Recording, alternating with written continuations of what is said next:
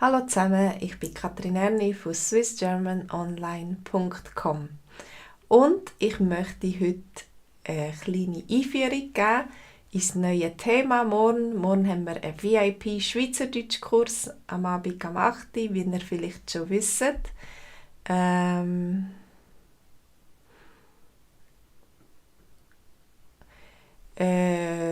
Und am Abend am 8.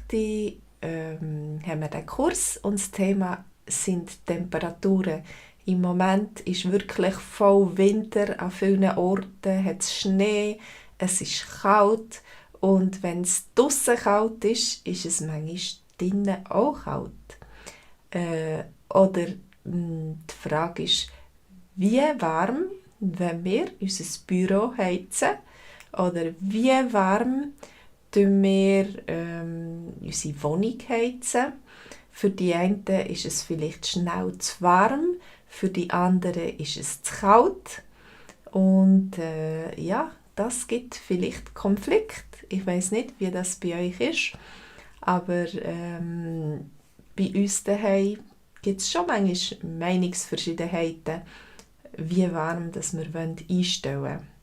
Unsere Heizung, unser Thermostat, wie warm sollte es sein. Was denkt ihr?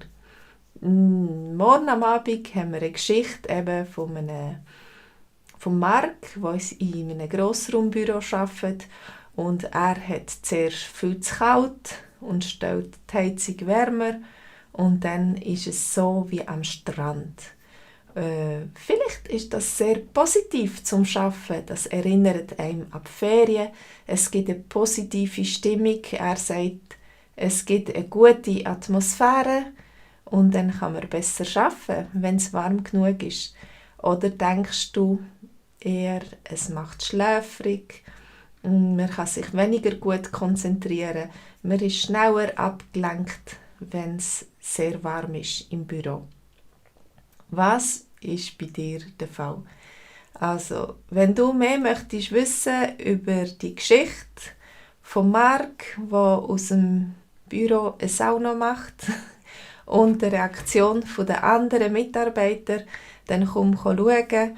Morgen am Abend am 8. Du kannst dich einschreiben auf swissgermanonline.com für einen VIP-Kurs und dann haben wir 30 Minuten einen Livestream und 30 Minuten ein Treffen online, wo wir uns sehen und miteinander reden können, den Dialog wiederholen und eigene Erfahrungen austauschen. Also, wenn du möchtest, dein Schweizerdeutsch üben reden, Schweizerdeutsch reden, dann tu dich einschreiben und test unseren Kurs für einen ganzen Monat lang gratis. Ja, das war es von mir. Ich wünsche dir einen ganz schönen Abend, gute Nacht, bis morgen und ich hoffe, ich sehe dich. Tschüss!